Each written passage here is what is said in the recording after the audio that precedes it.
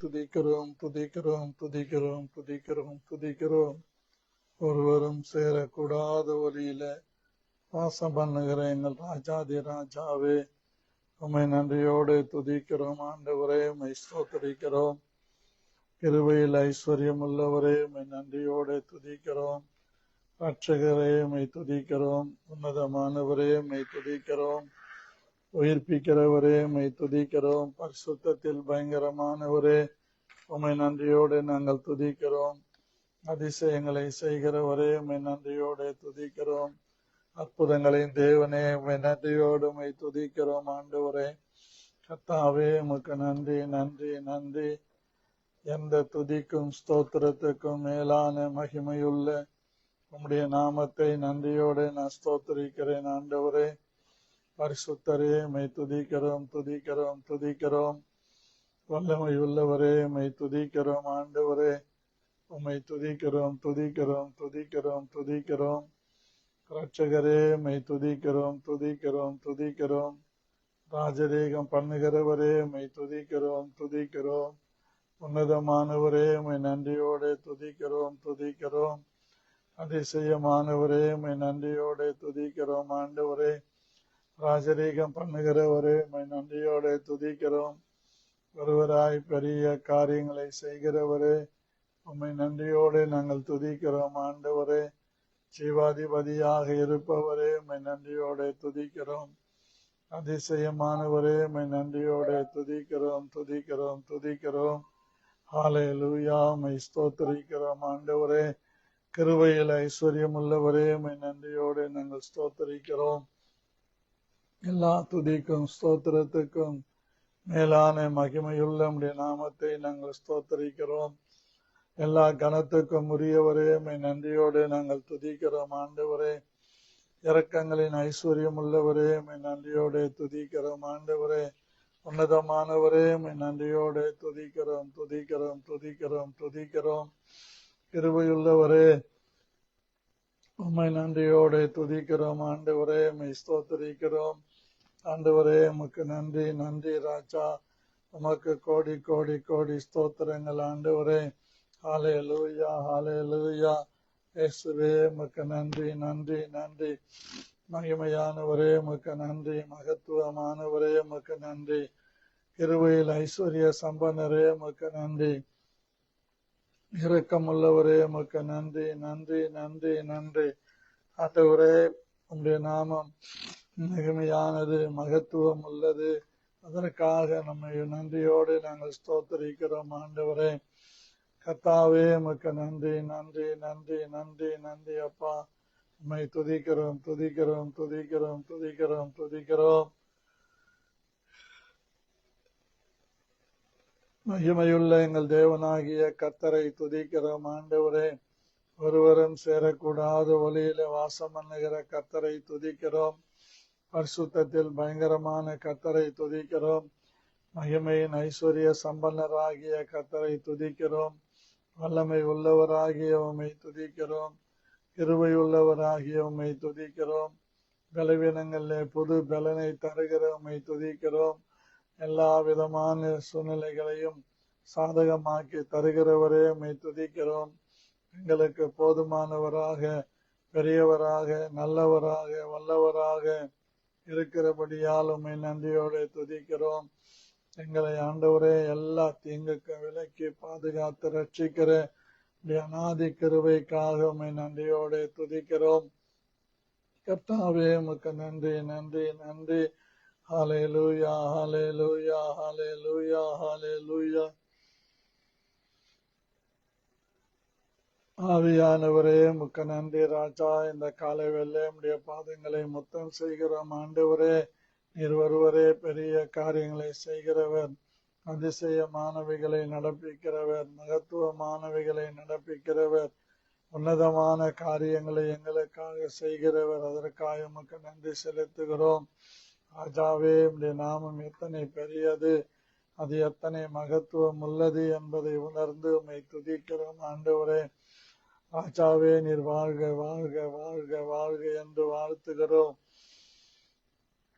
உன்னதமானவரே, உம்முடைய நாமத்தை நாங்கள் போற்றுகிறோம், புகழுகிறோம், துதிக்கிறோம். ஆண்டவரே, ஒருவரே எங்களை எல்லா இடங்களிலேயும் சுகமாய் இருக்க பண்ணுகிற தேவனாய் இருக்கிறபடியால் உம்மை நன்றியோடு துதிக்கிறோம். ஆண்டவரே, நீர் நீதிபரராகிய தேவனாய் இருக்கிறபடியால் உம்மை துதிக்கிறோம். ஆண்டவரே, கிருபையில் ஐஸ்வர்ய சம்பன்னராய் இருக்கிறபடியால் உம்மை துதிக்கிறோம். ஆண்டவரே, எங்களை ஆட்கொண்டு நடத்துகிற எங்கள் பிதாவாகிய தேவனே, உம்மை நன்றியோடு நாங்கள் துதிக்கிறோம். ஆண்டவரே, எங்களை ஆண்டவரே எல்லா இடங்களிலேயும் உடைய நாமத்தின் மகிமைக்காக வெற்றி சிறக்க பண்ணுகிற உடைய அனந்த கிருபைக்காக உம்மை நன்றியோடு துதிக்கிறோம். ஆண்டவரே, எங்களை ஆட்கொண்டு நடத்துகிற பிதாவாய் இருப்பதற்காக உம்மை நன்றியோடு துதிக்கிறோம். ஆண்டவரே, உம்முடைய கண்களை எங்கள் மேல் வைத்து ஆண்டவரே எங்களுக்கு ஆலோசனை சொல்லி நடத்துகிற தேவனாய் இருக்கிறபடியால் உம்மை துதிக்கிறோம். ஆண்டவரே, அப்பா, உம்முடைய இரக்கத்தையும் உம்முடைய தயவையும் எங்களுக்கு காண்பிக்கிறபடியினால் உம்மை நன்றியோடு துதிக்கிறோம். ஆண்டவரே, எங்களை எல்லா விதத்திலும் எல்லா இடங்களிலேயும் எங்கள் வாழ்க்கையை வெற்றி சிறக்க பண்ணுகிற ஆண்டவரே அநாதி கிருபைக்காக உம்மை நன்றியோடு ஸ்தோத்திரிக்கிறோம். எங்களை பலப்படுத்துகிற தேவனே, உம்மை ஸ்தோத்திரிக்கிறோம்.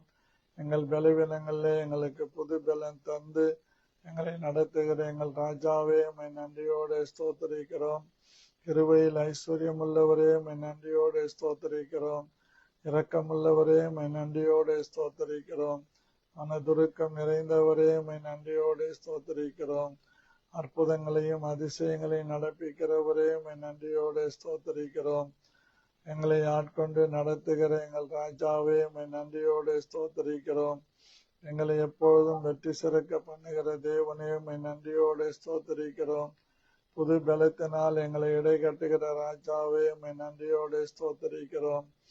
எங்களை ஆண்டவரே எந்த தீங்குக்கும் விலக்கி மீட்டு ரட்சித்து உம்முடைய நன்மையினாலும் கிருபையினாலும் முடிசூட்டி எங்களை எல்லா கிருபைகளையும் தந்து வழி நடத்துகிறபடினாலே உம்மை நன்றியோடு நாங்கள் ஸ்தோத்திரிக்கிறோம். ஆண்டவரே, கிருபாசனபதியே, உம்மை நன்றியோடு துதிக்கிறோம். ஆண்டவரே, ராஜரீகம் பண்ணுகிறவரே, உம்மை நன்றியோடு துதிக்கிறோம். ஆண்டவரே, தயாபரரே, உம்மை நன்றியோடு துதிக்கிறோம். ஆண்டவரே, கிருபாசனபதியே, உம்மை நன்றியோடு துதிக்கிறோம். ஹல்லேலூயா, உம்மை ஸ்தோத்திரிக்கிறோம். ஆண்டவரே, உம்மை மகிமைப்படுத்துகிறோம். ராஜா, ஓ ரிகபா தீரபா சந்தனமதி கரபா கரதரமர ஆவியானவரே, உம்மை நன்றியோடு துதிக்கிறோம். ஆண்டவரே, இயேசுவே, உம்மை நன்றியோடு துதிக்கிறோம். ஆண்டவரே, உம்மை உயர்த்துகிறோம், உம்மை மேன்மைப்படுத்துகிறோம், உம்மை மகிமைப்படுத்துகிறோம். ராஜா, உம்மை ஸ்தோத்திரிக்கிறோம். இப்போதும் எங்கள் தேவனாகிய கர்த்தாவே, இந்த காலை வேளையிலே உம்முடைய பாதங்களை முத்தம் செய்து அப்பா பிதாவே என்று குறிப்பிட பண்ணுகிற புத்திர சுவிகாரத்தின் ஆவியின் நிறைவோடு உம்மை நோக்கி நாங்கள் பார்க்கிறோம். ஆண்டவரே, இந்த காலை வேளையிலே எங்கள் தேவனாகிய கர்த்தர் என் இருதயத்தின் தியானமும் என் வாயின் வார்த்தைகளும் உம்முடைய சமூகத்திலே பிரீதியாய் இருப்பதாக என்று இயேசு கிறிஸ்துவின் நாமத்தில் ஜெபிக்கிறேன் நல்ல பிதாவே, ஆமீன்.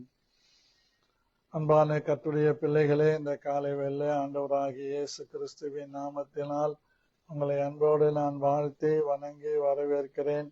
கர்த்தர் கிருபையுள்ளவர், இரக்கமுள்ளவர், தயவுள்ளவர். அவர் நம்மை அனுதினமும் நடத்தி வருகிற அநாதி கிருபையை நினைத்து நான் ஸ்தோத்திரிக்கிறேன். உங்களை யாவரையும் கர்த்தர் ஆசீர்வதிப்பாராக. இந்த நாளிலும் கூட நம்முடைய ஆசீர்வாதத்திற்காக எஸ்ராவின் புத்தகம் 9ஆம் அதிகாரம் 8வது வசனத்தை உங்களுக்காய் வாசிக்கிறேன்.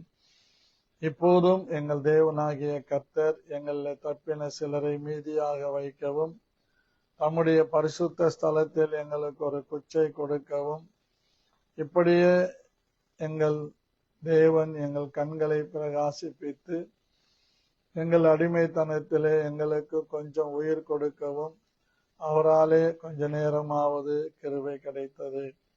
இந்த வசனத்தின் அடிப்படையிலே தொடர்ந்து நாம் ஒவ்வொரு பகுதியாக பார்த்து கொண்டு வருகிறோம். அவை இந்த காலை வேளை கூட இப்பொழுதும் எங்கள் தேவனாகிய கர்த்தர் தம்முடைய பரிசுத்த ஸ்தலத்திலே எங்களுக்கு ஒரு குச்சை கொடுக்கவும் அவராலே கொஞ்ச நேரமாவது கிருபை கிடைத்தது. பரிசுத்த ஸ்தலத்திலே ஒரு குச்சை கொடுக்கவும் அவராலே கொஞ்ச நேரமாவது கிருபை கிடைத்தது. அன்பான கர்த்தருடைய பிள்ளைகளே, நாம் அந்நியர்களும் பரதேசிகளும் தூரமாயிருந்த நம்மை இயேசு கிறிஸ்து நம்முடைய கிருபையின் ஐஸ்வர்யத்தின்படியே நம்மை மீட்டு கொண்டு நம்மை அவருடைய சமூகத்திலே கொண்டு வந்து நிறுத்தி இருக்கிறார். ஆகவே நாம் ஒரு காலத்திலே இப்படிப்பட்டவர்களாய் இருந்தோம் என்று வேதம் சொல்லுகிறது. பாருங்க, எபேசியர் 4ஆம் அதிகாரம் 18வது வசனத்தை வாசிக்கிறேன்.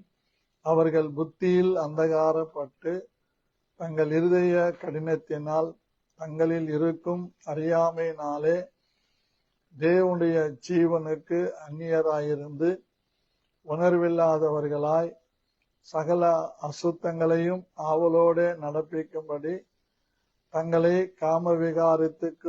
காமவிகாரத்திற்கு ஒப்பு கொடுத்திருக்கிறார்கள்.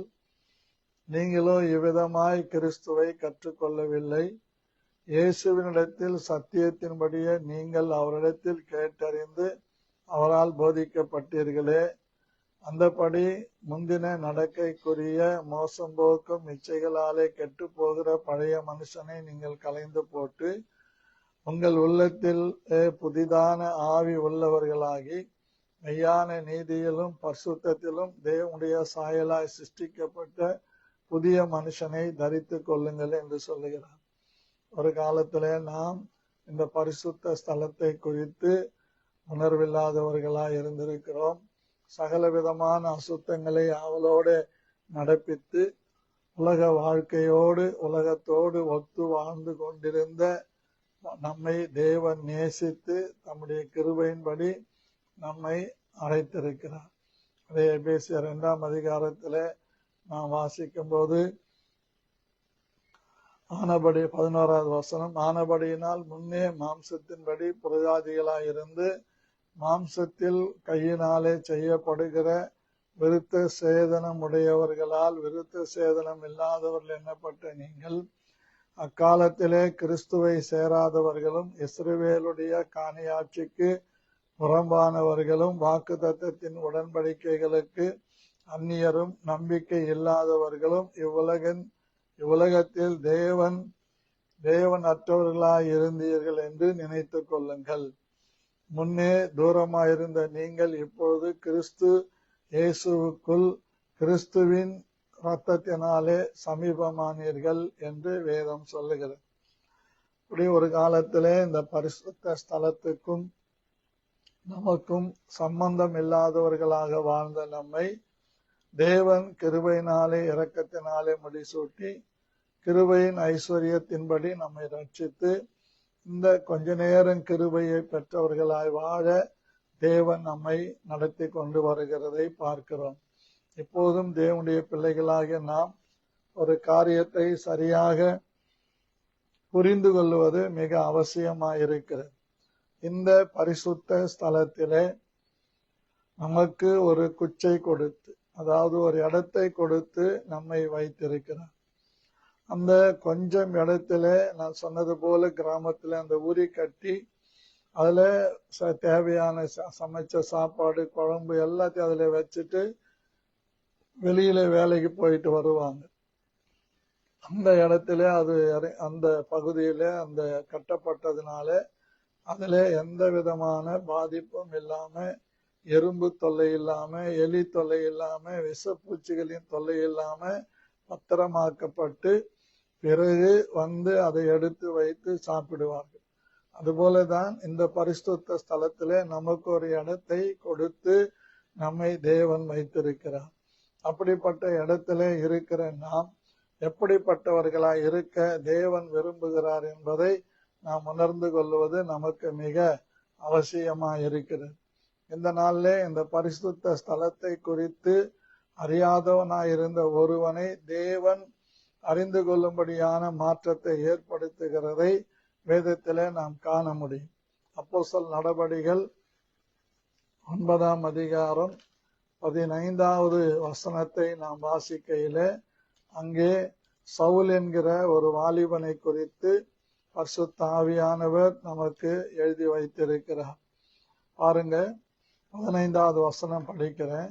அதற்கு கர்த்தர், நீ போ, அவன் புறஜாதிகளுக்கும் ராஜாக்களுக்கும் இஸ்ரவேல் புத்திரருக்கும் என்னுடைய மகிமையை அறிவிக்கிறதற்காக நான் அவனை நான் தெரிந்து கொண்ட பாத்திரமாய் இருக்கிறேன்.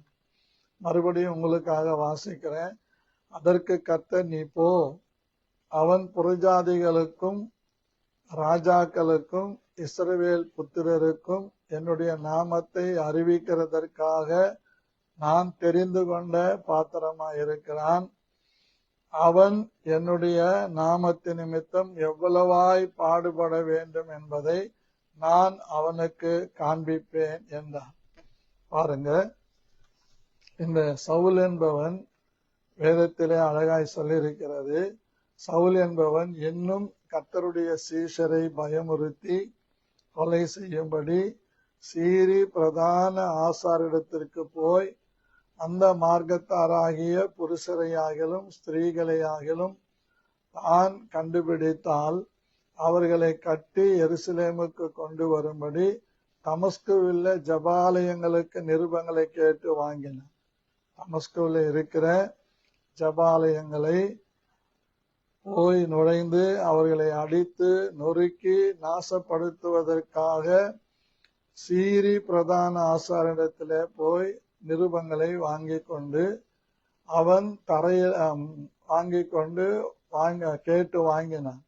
அவன் பிரயாணமாய் போய் தமஸ்குவுக்கு சமீபித்த போது தமஸ்குவில் இருக்கிற ஜப ஆலயங்கள்ல நுழைந்து அவர்களை அடித்து இந்த மார்க்கத்தார் ஆகிய கிறிஸ்துவை தொழுது கொள்ளுகிற ஒவ்வொருவரையும் அழிப்பதற்கு நாசம் பண்ணுவதற்கு தீர்மானித்து நிருபங்களை வாங்கி கொண்டு தமஸ்குவுக்கு சமீபமாய் போகிறான். அப்படி சமீபமாய் போகிற இடத்துல கர்த்தர் அங்கே ஒரு காரியத்தை செய்கிறார்.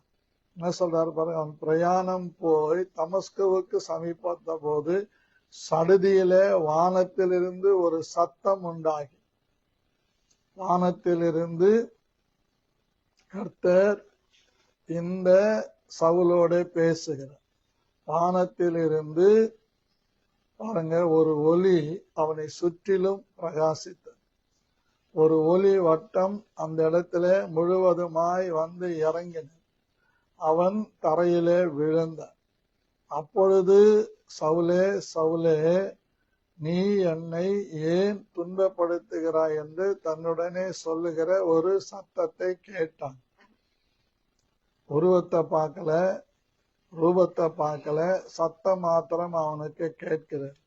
அன்பான கர்த்தருடைய பிள்ளைகளே, இந்த பரிசுத்த ஸ்தலத்திலே நாம் போக்கும் வரத்துமாய் இருக்கும்படி, பரிசுத்த ஸ்தலத்திலே பரிசுத்த வைராக்கியத்தோடு வாழும்படி, இயேசுவுக்காக எந்த காரியத்தையும் செய்ய பிராணி உள்ளவர்களாய் இருக்கும்படி தேவன் நம்மை சந்திக்கிறார்.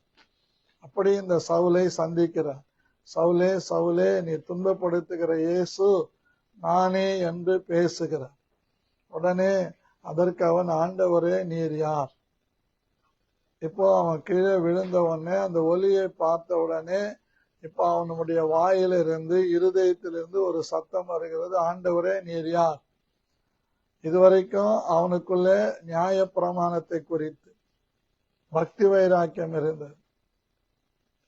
ஆனால் ஒரு பாவமும் செய்யாதவன், கமாலியேல் என்கிறவருடைய பாதத்தில் உட்கார்ந்து வேதத்தை கற்றவன், நியாய பிரமாணத்தை படித்தவன். ஆனால் இப்பொழுது அவனுக்கு இந்த கிறிஸ்துவத்தை ஏற்றுக்கொள்ள விருப்பம் இல்லாதபடியினால் கிறிஸ்தவர்களை அடிக்கிறான், சீஷர்களை துன்புறுத்துகிறான், அவன் கர்த்தரால் உருவாக்கப்பட்ட சபைகளை நாசப்படுத்துகிறான். ஆனா கர்த்தர் இப்ப கேட்கிறாரு, நீ துன்பப்படுத்துகிற இயேசு நானேன்னு சொல்ற. அதற்கு அவன், ஆண்டவரே நீர் யார் என்றான். அதற்கு கர்த்தர், நீ துன்பப்படுத்துகிற இயேசு நானே என்று சொல்லுகிறதை பார்க்கிறோம். உடனே பாருங்க, அவன் நடுங்கி திகைத்து, ஆண்டவரே நான் என்ன செய்ய சித்தமாய் இருக்கிறீர் என்றான். அதற்கு கர்த்தர், நீ எழுந்து பட்டணத்துக்குள்ளே போ, நீ செய்ய வேண்டியது அங்கே உனக்கு சொல்லப்படும் என்றார். என்ன அருமையான காரியம் பாருங்க. நான் என்ன செய்யணும் அப்படின்னு அவர் கேட்கும்போது, நீ என்ன செய்யணுமோ அதை செய்யறதுக்கு நீ பட்டணத்துக்குள்ளே போ, அங்கே போன உடனே நீ என்ன செய்யணும்னு உனக்கு அறிவிக்கப்படும் சொல்ற. சரியா? அப்ப நம்ம ஒண்ணு நல்லா புரிஞ்சுக்கொள்ளணும், கர்த்தருடைய பிள்ளைகள். கர்த்தர் நம்மை கொண்டு என்ன செய்யணுமோ அதை செய்வதற்காக ஆண்டவர் டைரக்டா அவனோட கூட எதை எதை செய் என்று சொல்லவில்லை. நீ என்ன செய்யணும்னு சொல்லி நீ போ, உனக்கு அங்கே சொல்லுவதற்கு ஒரு ஸ்தலத்தை வைத்திருக்கிறேன், அந்த ஸ்தலத்திற்கு போ, அங்கே உனக்கு என்ன செய்ய வேண்டுமோ எதை நீ நடத்த வேண்டுமோ அது அறிவிக்கப்படும் என்று சொல்லுகிறார். இப்ப ஆண்டவர் டைரக்டா என்ன பண்ணல, எதை செய்யன்னு சொல்லல. அப்ப என்ன சொல்றாரு, நீ போ. அவன் நடுங்கி திகைத்து, ஆண்டவரே நான் என்ன செய்ய சித்தமா இருக்கிறீர் என்றான். அதற்கு கர்த்தர், நீ எழுந்து பட்டணத்துக்குள்ளே போ, நீ செய்ய வேண்டியது அங்கே உனக்கு சொல்லப்படும் என்றார்.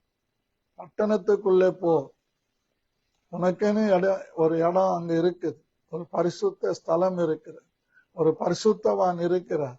நீ அவர்கிட்ட போ, அவர் உனக்கு எங்க போகணும் என்ன செய்யணும்னு சொல்லுவார். அதே போலதான் பழைய ஏற்பாட்டில 1 சாமுவேல் 9-10 அதிகாரங்க படிக்கிறோம். சவுல் கழுதைகளை தேடி போகிறான். அவன் கழுதைகள் கிடைக்காதபடியினால் திரும்பி புறப்படுகிறதான வேளையிலே அவனுடைய வேலைக்காரன் சொல்றான், இந்த மலை நாட்டிலே ஒரு ஞான திருஷ்டிக்காரன் இருக்கிறார், அங்கே போனால் நாம் எங்க போனோம்னு அவர் நமக்கு வழியை சொல்லுவாருன்னு சொல்லி அங்கே போறாங்க. அங்கே போன உடனே ஆண்டவர் ஏற்கனவே ஒரு நாளைக்கு முன்னாடியே சவுலை குறித்து சாமுவேலோட பேசி அங்கே ஆயத்தமாக்கி ஒரு முன்னந்தொடையை வைக்கிறார். விருந்துக்கு அழைக்கப்பட்டவங்க 30 பேர். அந்த 30 பேர்ல சவுலுக்கு ஒரு பிரதானமான ஒரு இடம் கொடுக்கப்பட்டு அந்த பரிசுத்த ஸ்தலத்திலே சவுல் வைக்கப்படுகிறான். அந்த முன்னந்தொடை விருந்து அவனுக்கு கொடுக்கப்படுகிறது. அப்போ இன்னென்னபடி நீ செய்யணும் அப்படின்னு சவுலுக்கு சாமுவேல் தீர்க்கதரிசி சொல்றார். அப்போ அந்த பரிசுத்த ஸ்தலத்திலே தான் என்ன செய்ய வேண்டும் என்பதை எல்லாம் பெற்றுக்கொண்டு அவன் 10ஆம் அதிகாரத்திலே மலைக்கு ஏறி போகிறான். மலைக்கு ஏறி போகும்போது ஏற்கனவே சாமுவேல் சொல்லியிருந்தான், நீ மலைக்கு ஏறுவா, இவன் மேல கர்த்தருடைய ஆவி இறங்குவா, நீ தீர்க்க தரிசனம் சொல்லி வேற மனுஷன் ஆவாய். அப்போ நமக்கு என்ன செய்ய வேண்டும் என்பதை அறிவிக்கிறதற்காக தான் கர்த்தர் சபையை வைத்திருக்கிறார், சபையில ஊழியக்காரனை வைத்திருக்கிறார். ஆண்டவர் நம்மை வைத்த இடத்துல நாம் இருந்து அவருடைய நாமத்தை மகிமைப்படுத்த வேண்டும். இதுவரைக்கும் கிறிஸ்தவர்களை துன்பப்படுத்தி நாசப்படுத்தி கொண்டு வந்த இந்த சவுலை ஆண்டவர் பவுலாக மாற்றுவதற்கு தேவன் விருப்பம் கொள்ளுகிறார். சவுல் சா எடுத்துட்டாரு, பா போட்டுட்டார். சாவுக்கும் பாவுக்கு என்ன வித்தியாசம்? அவன் சகல கல்வியும் கற்றவனாயிருந்தான், சகலத்தையும் தேறினவனாயிருந்தான். ஒரு கமாலியேல் பாதத்தண்டையில உட்கார்ந்து எல்லாவற்றையும் அறிந்தவனாயிருந்தான். அவன் பென்யமின் கோத்திரத்திலே பிறந்தவன். அவன் தகப்பன் அவன் தாய் யூதஸ்திரீ, அவன் தகப்பன் கிரேக்கன். இப்படியான ஒரு சூழ்நிலையில அன்பானவர்களே அவன் எல்லாவற்றையும் படித்திருக்கிறான். கமாலியேல் பாதத்தில படிக்கிறான் என்று சொன்னால் அது ஒரு பெரிய, நம்ம ஊர்ல PhD என்னென்ன படிப்பு இருக்குதோ அத்தனை படிப்பையும் அவன் படித்து முடிக்கிறான், வேதத்தை அறிந்திருக்கிறான். ஆனால் கிறிஸ்துவை அவன் அறியவில்லை. கிறிஸ்துவை அவன் அறிந்திருந்தானால் கிறிஸ்தவர்களை துன்பப்படுத்த மாட்டான். கிறிஸ்துவை அறியாதபடியினாலே கிறிஸ்துவை அவன் அறிந்து கொள்ளும்படிக்கு கர்த்தர் அவனை சந்திக்கிறார். ஆகவே அந்த சந்தித்து அந்த எடுத்துற அப்படின்னா அந்த பழைய வாழ்க்கையில பழைய அனுபவங்களை எடுத்துட்டு அப்படி முன்னால போட்டுறார். என்று சொல்லும் போது எதை குறிக்குதுன்னா, பரிசுத்த ஸ்தலத்தில உனக்கு இடம் கொடுக்கிறேன், நீ எனக்காக பாடுபடணும், எனக்காக எல்லா சூழ்நிலைகளிலேயும் என் நாமத்தை நிமித்தம் நீ வெகுவாய் என்னென்ன செய்ய வேண்டும் என்ற காரியங்கள் எல்லாம் நீ பட்டணத்துக்குள்ளே போ, அங்கே உனக்கு சொல்லப்படும். இப்ப பட்டணத்துக்குள்ள வந்துடுற. கர்த்தருக்கு ஸ்தோத்திரம். அந்த கீழே விழுந்த நேரத்திலே அவனுடைய கண்கள் முழுவதுமாக குருடாக்கப்படுகிறது, பார்வை இழக்கிறான். ஆனால் ஒன்று அங்கே நடக்கிறது, அவன் புறப்பட்டு போகிறான். பாருங்க 7வது வசனத்துல பாருங்க, அவனுடனே கூட பிரயாணம் பண்ணின மனுஷர்கள் சத்தத்தை கேட்டும் ஒருவரையும் காணாமல் பிரபித்து நின்றார்கள். சவுல் தரையிலிருந்து எழுந்து தன் கண்களை திறந்த போது ஒருவரையும் காணவில்லை. அப்பொழுது கைலாக கொடுத்து அவனை தமஸ்குவுக்கு கூட கொண்டு போனார்கள். அவன் 3 நாள் பார்வையில்லாதவனாய் புசியாமலும் குடியாமலும் இருந்தான். தமஸ்குவிலே அனனியா என்னும் பேருள்ள ஒரு சீஷன் இருந்தான். அவனுக்கு கர்த்தர் தரிசனமாகி அனனியாவே என்றார். அவன் ஆண்டவரே இதோ அடியேன் என்றான். அப்பொழுது கர்த்தர் நீ எழுந்து நேர்த்தெருவு எண்ணப்பட்ட தெருவுக்கு போய் யூதாவின் வீட்டிலே தர்சு பட்டணத்தானாகிய சவுல் என்னும் பேருள்ள ஒருவனை தேடு, அவன் இப்பொழுது ஜெபம் பண்ணுகிறான். என்ன அருமையான காரியம் பாருங்க. அப்போ ஏற்கனவே இந்த சவுலுக்கு ஜபிக்கிறது தெரியும், வேதம் வாசிக்கிறது தெரியும், எல்லா அனுபவங்களும் தெரியும். ஆனால் அவன் ஒரு பரிசுத்த ஸ்தலத்திலே ஒரு குச்சை அவனுக்கு கொடுக்கப்படவில்லை. ஆகவே அந்த இடத்தை கொடுப்பதற்காக தேவன் அவனை சந்திக்கிறார். சில நேரங்களிலே நம்முடைய அறிவை வைத்து, திறமையை வைத்து, நமக்கு இருக்கிற எல்லா செல்வாக்கை வைத்து எதையாகிலும் சாதிக்கலாம் என்று நினைப்போம். சில நேரங்களில் சாதிப்போம். அது அற்ப காலம் இருக்கிற தண்ணீர், மழை காலத்தில் வருகிற நீர்க்குமிழியை போன்றது. நடக்கும், சாதிப்போம், நல்லாதான் இருக்கும். ஆனால் கடைசியில பாத்தீங்கன்னா நமக்கு ரொம்ப வேதனைகளும் சோதனைகளும் தான் பெருகும். ஆகவே இந்த காலை வேளை என்னை கேட்டு கொண்டிருக்கிற என் அன்பு சகோதர சகோதரிகளே, ஆண்டவர் நம்மை பிடித்த விதம் வேற, நம்மை அழைத்த விதம் வேற, நம்மை தெரிந்து கொண்ட விதம் வேற. எதற்காக? அவருடைய பரிசுத்த ஸ்தலத்திலே பாடுகள் வந்தாலும், சோதனைகள் வந்தாலும், நெருக்கங்கள் வந்தாலும், கஷ்டங்கள் வந்தாலும், கண்மலையாகிய கிறிஸ்துவின் மேல் அஸ்திபாரம் போடப்பட்டவர்களாக இருக்கதான் நம்மை அழைத்திருக்கிறார். ஆனா அநேக நேரங்கள்ல நமக்கு ஒரு எண்ணம், கண்மலையின் மேலே நம்ம இருக்கிறோம், கர்த்தர்கிட்ட இருக்கிறோம், கர்த்தரோடு இருக்கிறோம், right, okay, I am perfect அப்படின்னு நம்ம போகும்போதுதான் ஆண்டவர் சொல்றாரு, நீ ஒன்றுமில்லை என்று சொல்லுகிறார். ஒன்றுமில்லை என்று சொல்லுகிறார். நீ எண்ண வேண்டியதற்கு மிஞ்சி எண்ணாதே என்று சொல்லி நமக்கு அநேக காரியங்களை இந்த கொஞ்ச நேரம் கிருபையை கொண்டு தேவன் நமக்கு போதிக்கிறார். ஆகவே இந்த காலை வேளை என்னை கேட்டுக்கொண்டிருக்கிற என் அன்பு தேவனுடைய பிள்ளைகளே, அனனியா ஆண்டவருடைய வார்த்தையை கேட்டு எழுந்து நேர்த்தெருவுக்கு போய் யூதா என்பவன் வீட்டிலே இருக்கிற சவுலை கண்டுபிடிக்கிறார். சவுலை கண்டுபிடித்து அப்பொழுது கர்த்தர் நீ எழுந்து நேர்த்தெரு எண்ணப்பட்ட தெருவுக்கு போய் யூதாவின் வீட்டிலே தர்சு பட்டணத்தானாகிய சவுல் என்னும் பேருள்ள ஒருவனை தேடு, அவன் இப்பொழுது ஜெபம் பண்ணுகிறான். அனனியா என்னும் பேருள்ள ஒரு மனுஷன் தன்னிடத்தில் வரவும் நான் பார்வை அடையும்படி என்மேல் கை வைக்கவும் தரிசனம் கண்டான் என்றார். உடனே இப்போ அதற்கு அனனியா, ஆண்டவரே, இந்த மனுஷன் எருசலேமில் உள்ள உம்முடைய பரிசுத்தவான்களுக்கு எத்தனையோ பொல்லாங்குகளை செய்தார் என்று அவனை குறித்து அநேகரால் கேள்விப்பட்டிருக்கிறேன். இங்கேயும் உம்முடைய நாமத்தை தொழுது கொள்ளுகிற யாவரையும் கட்டும்படி அவன் பிரதான ஆசாரிகளால் அதிகாரம் பெற்றிருக்கிறானே என்றான். அதற்கு கர்த்தர், நீ போ, அவன் பிரஜாதிகளுக்கும் ராஜாக்களுக்கும் இஸ்ரவேல் புத்திரருக்கும் என்னுடைய நாமத்தை அறிவிக்கிறதற்கு நான் தெரிந்து கொண்ட பாத்திரமாய் இருக்கிறான். அவன் என்னுடைய நாமத்து நிமித்தம் எவ்வளவாய் பாடுபட வேண்டும் என்பதை நான் அவனுக்கு காண்பிப்பேன் என்றார். பாருங்க எவ்வளவு ஆண்டவர் கருத்தா அனுப்புறாரு. அனனியா அதே போல போறார். 17வது வசனம் பாருங்க. அப்பொழுது அனனியா போய் வீட்டுக்குள் பிரவேசித்து அவன் மேல் கையை வைத்து, சகோதரனாகிய சவுலே, நீ வந்த வழியிலே உனக்கு தரிசனமான இயேசு ஆகிய கர்த்தர் நீ பார்வையிடும்படி பரிசுத்த ஆவியினால் நிரப்பப்படும்படிக்கு என்னை அனுப்பினார் என்றான்.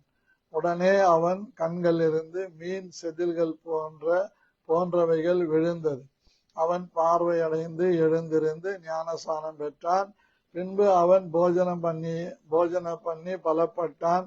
சவுல் தமஸ்குவிலுள்ள சீசருடனே சில நாள் இருந்து தாமதமின்றி கிறிஸ்து தேவனுடைய குமாரன் என்று ஆலயங்களிலே பிரசங்கித்தான் என்று சொல்லப்பட்டிருக்கிறது. அப்போ அந்த கொஞ்ச நேரம் கிருபை ஒவ்வொருவரையும் சாதாரணமானவர்களாக அல்ல, அசாதாரணமானவர்களாக மாற்ற வல்லமையுள்ளதா இருக்கிறது.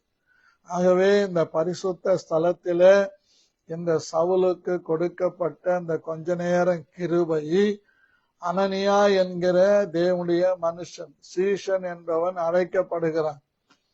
அங்க தர்சு பட்டணத்தில வாழ்ந்து கொண்டிருந்த எல்லா கலைகளையும் கற்று தேர்ந்த இந்த சவுல் இப்போ தமஸ்குவிலே அந்த பட்டணத்திற்குள்ளே யூதா என்பவன் வீட்டிலே இருந்தாலும், அந்த யூதா என்பவன் ஆண்டவரை ஏற்றுக்கொண்டவனாயிருந்தாலும் அந்த யூதாவாலே அவனை அந்த பரிசுத்த ஸ்தலத்துல வைத்து பார்க்க முடியவில்லை, அவனுக்கு சொல்ல முடியவில்லை. காரணம் என்ன? அந்த பரிசுத்த ஸ்தலத்திலே ஒரு இடத்தை கொடுத்து இவன் கர்த்தருக்காக பாடுபட வேண்டும் என்கிற எல்லா ரகசியத்தையும் எல்லா வெளிப்பாடுகளையும் அனனியா என்கிற அந்த சீஷன் கையிலே கர்த்தர் சொல்லி இருந்தார். நல்லா நம்ம கவனிக்கணும். கர்த்தராகிய தேவன் நம்மை வைத்த இடத்திலே அந்த பரிசுத்த ஸ்தலத்திலே இருந்து பாடுகள் பட வேண்டும். பாடுபடுவது என்பது அநேகருக்கு பிடிக்காத ஒரு காரியம். சிலரை நாம் பார்க்கிறோம், எவ்வளவு கஷ்டமானாலும் படுவாங்க. யாராவது ஒன்று சொன்னா அப்படியே ஊண்டாயிடுவாங்க, அப்படியே ஒரு மாதிரி பின்மாற்றம் போனமா ஒரு மாதிரி ஆயிடுவாங்க. அப்போ யாரும் என்னை ஒன்னும் சொல்லக்கூடாது, யாரும் என்ன ஒன்னும் கேள்வி கேட்க கூடாது, யாரும் எனக்கு ஆலோசனை சொல்லக்கூடாது என்று நினைக்கிறவர்கள் கிறிஸ்துவுக்காக பிரகாசிக்க முடியாது. யார் என்ன சொன்னாலும், கண்மலையின் மேலே கட்டப்பட்ட வீட்டின் மேலே வெள்ளம் அடிக்கும், சுனாமி அடிக்கும், காற்றடிக்கும், புயல் காற்று அடிக்கும், எல்லாம் நடக்கும். ஆனாலும் கண்மலையின் மேல் அஸ்திபாரம் போடப்பட்ட கர்த்தருடைய பிள்ளைங்க தனக்கு கொடுக்கப்பட்ட பரிசுத்த ஸ்தலத்திலே இருந்து பாடுபடுவதை தான் விரும்புவான். ஏன்னா இன்னைக்கு நிறைய பேரு பாடுபடுறத பிடிக்காது, மற்றவங்க சொல்லுகிற ஆலோசனை ஏற்றுக்கொள்றதுக்கு பிடிக்காது. மற்றவங்க யார் சொல்ல போறாங்க? எல்லாரும் வந்து ஆலோசனை சொல்ல முடியாது. உங்களை கர்த்தருக்குள்ளே நடத்துகிற ஊழியக்காரி தான் ஆலோசனை சொல்ல முடியும். அது எங்களுக்கான ஆலோசனை அல்ல, உங்களுக்கான ஆலோசனை, நீங்கள் உருவாவதற்கான ஆலோசனை, நீங்கள் பயன்படுவதற்கான ஆலோசனை.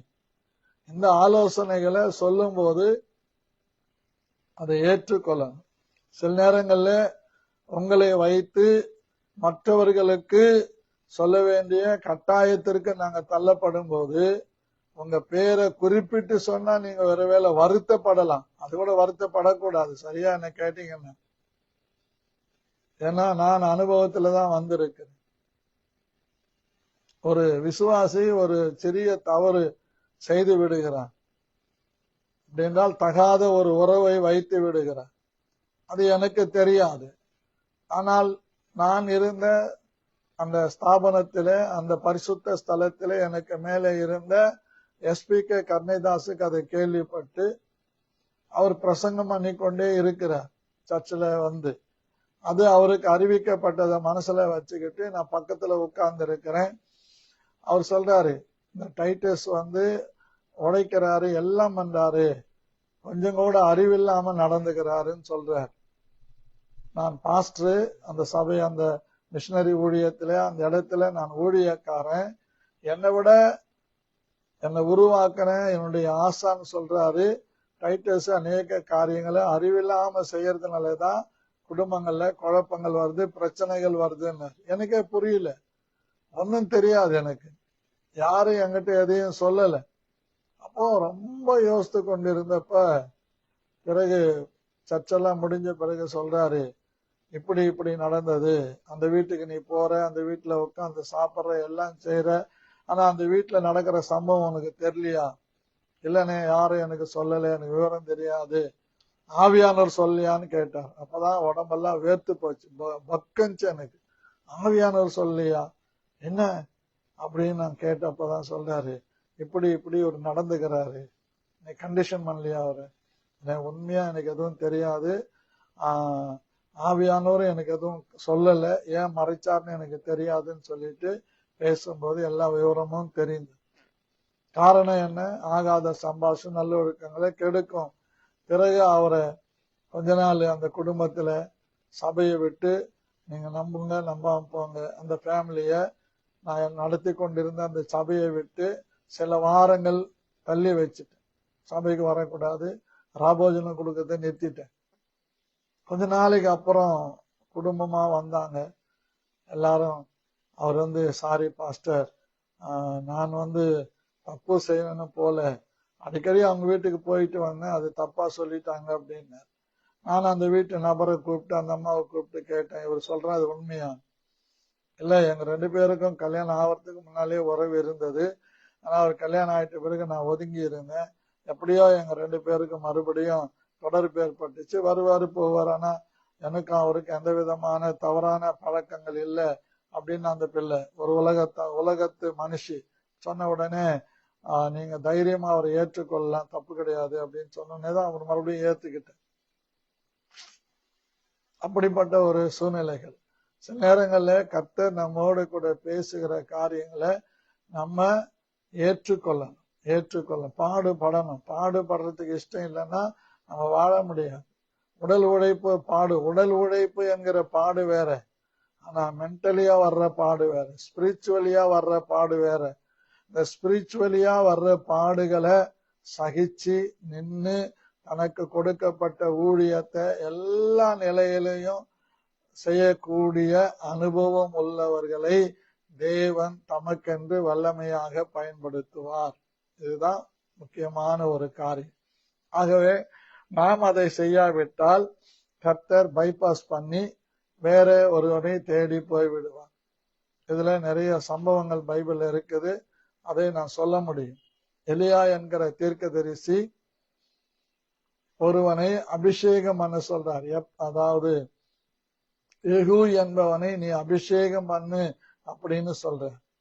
யெகூ என்பவனை அபிஷேகம் பண்ண வேண்டிய எலியா அதை செய்யாதனாலே கர்த்தர் எலிசாவை கொண்டு அதை செய்கிறார். கர்த்தருக்கு ஸ்தோத்திரம். நீங்க 2 ராஜாக்கள் 1ஆம் அதிகாரத்திலிருந்து 8ஆம் அதிகாரம் வரைக்கும் படிச்சாதான் செய்திகள் புரியும். அங்க யெகூ என்பவனை போய் எலிசா அபிஷேகம் பண்ணுகிறா. அவன் எழுந்து போய் யெசபேலையும் ஆகாபையும் அழிக்கிறதற்கு தீர்மானிக்கிறான். இப்படி சில நேரங்கள்ல நமக்கு கொடுக்கப்பட்ட ஸ்தலத்துல நம்ம இருந்து செயல்படல அப்படின்னா ஆண்டவர் நம்மை பைபாஸ் பண்ணி போயிடுவார். வேற இடத்துல போய் வேற ஒருவரை எடுப்பார், பயன்படுத்துவார். அப்படிதான் தாவீதை ஆண்டவர் பயன்படுத்த காரணம் என்ன? சாமுவேலுக்கு கொடுக்கப்பட்ட பரிசுத்த ஸ்தலத்துல கொடுக்கப்பட்ட அந்த காரியத்தை சவுலுக்கு செய்தார். அந்த சவுல் மேலே அபிஷேகம் பண்ணி அவன் பென்யமீன் கோத்திரத்திலிருந்து எடுத்து அவனை இஸ்ரவேல் சமஸ்தானத்தின் மேலே ராஜாவாக்கினார். ஆனா அவன் என்ன செஞ்சான்? ஜனங்க மேல பழிய போட்டான். தான் செய்த தவற ஒத்துக்கல, மற்றவங்க மேல பழிய சாட்டன. கர்த்தர் என்ன பண்ணாரு? அவனை அந்த ஸ்தானத்திலிருந்து தள்ளிட்டு தாவீதை தேடி போயிட்டார். இது ஊழியத்தில் இருக்கிற காரியம்.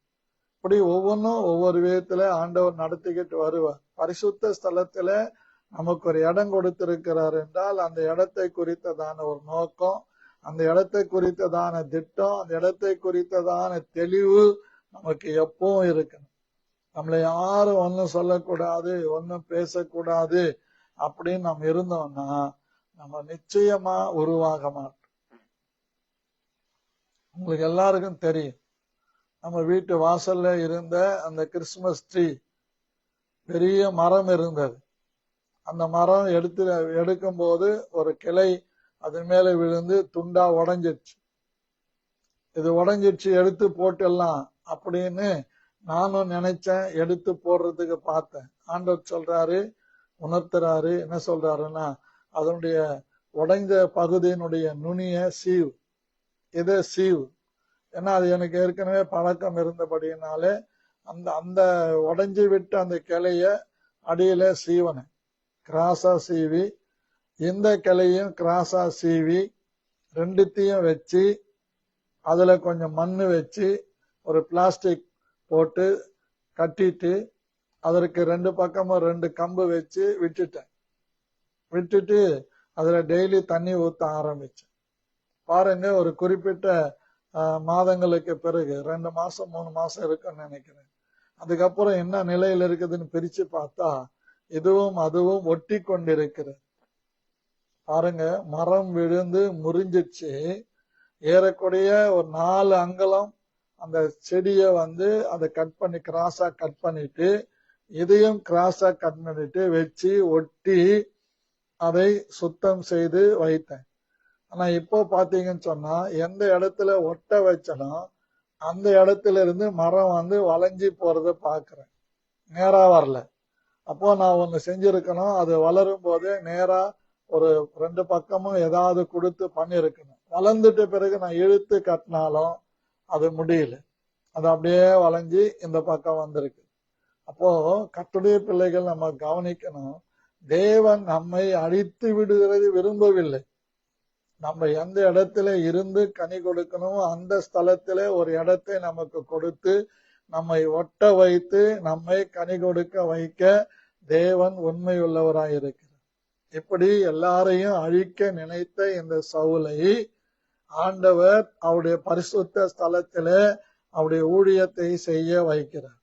கிறிஸ்தவத்தை அழிக்க நினைக்கிறவனை எழுப்பி கிறிஸ்தவத்துக்காக போராடுகிற ஒரு வல்லவனாக மாற்றுகிறார். இதுதாங்க வாழ்க்கை. அப்போ நமக்கு பரிசுத்த ஸ்தலத்துல நமக்கு ஒரு இடம் கொடுத்திருக்கிறாருன்னா எந்த சூழ்நிலையிலும் அந்த இடத்தை விட்டுடக் கூடாது. அதனால்தான் இயேசு கிறிஸ்து சொன்னாரு, 3 பேர் வர்றாங்க, நீங்க எங்க அதுல ஒருத்தர் சொல்றாரு, நீ எங்க போனாலும் நான் உம்மை பின்பற்றி வருவேன். அப்பதான் சொல்றார், நரிகளுக்கு குழிகள் இருக்கிறது, பறவைகளுக்கு கூடுகள் இருக்கிறது, மனுஷகுமாரனுக்கு தலை சாய்க்க இடம் இல்லை சொல்லிட்டாரா? பிறகு என்ன நடக்குது? அடுத்தவன் வர்றான். ஆண்டவரே, நான் போய் எங்க அப்பா அம்மா கிட்ட கேட்டுக்கிட்டு வர்றேன். அவர் சொல்றாரு, நீ போய் தேவனுடைய ராஜ்யத்தை குறித்து பிரசங்கி, மரித்தவர்கள் தங்கள் மரித்தவர்களை அடக்கமான சொல்லிட்டு அடுத்தவர் சொல்றாரு, கலப்ப மேல கைய வச்சு பின்னிட்டு பார்க்காது. பின்னிட்டு பார்த்தா 2 விதமான ஆபத்து இருக்குது. ஒண்ணு, கலப்ப மேல கைய வச்சு பின்னிட்டு பார்க்கிறவன் மாடுகள் அந்த கலப்பைய ஜோரா இழுத்துக்கிட்டு போயிட்டா இவன் விழுந்துறதுக்கு வாய்ப்பு இருக்கு. 2வது, அவன் பிடித்து கொண்டிருக்கிற அந்த கலப்பையில இருக்கிற அந்த நுனியானது, கூர்மையா இருக்கிற அந்த ஆயுதமானது மாட்டின் காலை குத்தி விடுவதற்கு வாய்ப்பு இருக்கிறது. ஆகவே கலப்பை மேல கைய வச்சுட்டு பின்னிட்டு பார்க்காது. ஏன்னா நம்ம ஓட்டுற அந்த வளர்ப்பு ஒரு நம் ரெக்கை வச்சு அந்த மாடுகளை ஓட்டும் போது அந்த கலப்பையானது நம்ம எங்க குறி வச்சு ஓட்டுறோமோ அதுக்கு நேரம் அந்த வளர்ப்பு போகும். நம்ம திரும்பி பார்த்தா கோணல மாலமா போயிடும். அதுக்கப்புறம் நம்ம எத்தனை முறை சரி பண்ண நினைச்சாலும் அது சரிப்படுத்த முடியாது. இது உலக பிரகாரமான ஒரு காரியம். ஆனால் ஆவிக்குரிய காரியத்துல நம்ம சரி பண்ணி கொள்றதுக்கு ஆண்டவர் நமக்கு நிறைய வழிமுறைகளை வச்சிருக்கிறார். அந்த வழிமுறைகள்ல ஒன்றுதான் நம்மை தாழ்த்துவதும் நம்மை வெறுமையாக்குவதும் நம்மை இணக்கமுள்ளவர்களாய் மாற்றுவதும். நேற்றைய தினத்துல நான் சொன்னது போல உசியா ராஜா 16 வயதுல அவன் ராஜாவானான். அவன் சகரியாவின் காலத்துல அவன் சகரியாவோடு கூட இருந்து தேவனை தேடுவதற்கு மனம் இணங்கி இருந்தான், எல்லாவற்றையும் செய்தான். பலப்பட்ட பின்பு ஏன் ஆசாரியர்கள் தான் தூபத்தை காட்ட முடியுமா, நாங்க பண்ண முடியாதா அப்படின்னு துணிகரமா எழுந்தான். அவனுடைய முடிவு என்னன்னு நாம் பார்த்தோம். ஆனா இங்க பாக்குறோம், கிறிஸ்தவர்களை அடிச்சு கொலை செய்து போன அவனுடைய முடிவை நம்ம பார்க்கிறோம். அந்த முடிவு முடிந்து போகவில்லை. கிறிஸ்துவுக்காக பாடுபடும்படியான பாடுகளுக்கான ஒரு காரியம் தொடர்கிறது. அதுதான் 1 கொரிந்தியர் 15ஆம் அதிகாரம் 58வது வசனத்திலே பவுல் கொரிந்து சபைக்கு சொல்லுகிறார். எடுத்து வாசிங்க. ஆகையால் எனக்கு பிரியமான சகோதரரே, கர்த்தருக்குள் நீங்கள் படுகிற பிரயாசம் விருதாவா இராது என்று அறிந்து நீங்கள் உறுதிப்பட்டவர்களாயும் அசையாதவர்களாயும் கர்த்தருடைய கிரியையில, அதுதான் அண்டர்லைன் பண்ணிக்கொள்ளும், கர்த்தருடைய கிரியையில கொஞ்ச நேரம் நமக்கு கொடுக்கப்பட்ட அந்த கிருபையினாலே கர்த்தருடைய கிரியையிலே எப்பொழுதும் பெருகுகிறவளாய் இருப்போமா. பெருகணும், சிறுகக்கூடாது, பெருகணும். ஊழியத்திலே பெருகணும், ஆத்தும ஆதாயம் செய்யறதுல பெருகணும். சம்பாதிப்போம், எப்படியும் சம்பாதிக்கிறான். குடிகாரன் கூட சம்பாதிக்கிறான், குடிக்கிறான், சாப்பிட்றான், அவன் குடும்பத்தையும் நடத்துறான். எல்லாம் ஏதோ ஒரு விதத்தில ஒரு சம்பாத்தியம் வருது. அது முக்கியம் கிடையாது, நமக்கு வரும், ஆனா அது நமக்கு ஆசீர்வாதம் இல்லை. அப்படி என்றால் நாம் என்ன செய்யணும் அப்படின்னா, நீங்க கிறிஸ்துவுக்குள்ளே படுகிற பிரயாசம். பயிரிடுகிறவன் பலன்ல முந்தி பங்கடைய வேண்டும். ஞாயிற்றுக்கிழமை நான் சொன்னேன், அந்த கிறிஸ்து இயேசுவில் உள்ள கிருபையிலே பலப்படும். அதுதான் கொஞ்ச நேரம் கிருபை. பரிசுத்த ஸ்தலத்துல உனக்கு ஒரு இடம் கொடுத்து உனக்கு கிருபை அளித்திருக்கிறாங்கன்னா, உனக்குள்ள எனக்குள்ள ஒன்னு இருக்கணும். ஒன்று தாழ்மை இருக்கு, 2வது கீழ்ப்படுதல் இருக்கு, 3வது விட்டு கொடுத்து போகிறது இருக்கணும், 4வது சகிப்பு தன்மை இருக்கு. 4 இருந்தாதான் குடும்பத்தையும் நடத்த முடியும், பிள்ளைகளையும் வளர்க்க முடியும், சபையிலையும் ஊழியத்திலேயும் எல்லா விதத்திலேயும் இந்த பரிசுத்த ஸ்தலத்திலே நம்ம கர்த்தருக்கு பிரியமா இருக்க முடியும். ஆகவே இந்த காலை வேளை எனக்கு அன்பான கர்த்தருடைய பிள்ளைகளே, தேவன் நம்மை ஆசீர்வதிக்கும்படியாக நம்மை அர்ப்பணிக்கலாம். அப்படியே வலது கரத்தை உயர்த்தி நம்ம ஜெபிக்கலாம். நான் சொல்ற ஜெபத்தை அப்படியே சொல்லுங்க. நல்ல பிதாவே, இயேசு கிறிஸ்துவின் நாமத்தினாலே நம்முடைய சமூகத்திலே எங்களை தாழ்த்தி வெறுமையாக்கி ஜெபிக்கிறோம். ஆண்டவரே, கிறிஸ்தவர்களை அழிக்க புறப்பட்ட சவுலை பவுலாக மாற்றி உமக்காக பாடுபாட வைத்த இந்த கிருபையை நான் பெற்றுக்கொள்ளும்படி என்னை தாழ்த்துகிறேன், வெறுமையாக்குகிறேன்.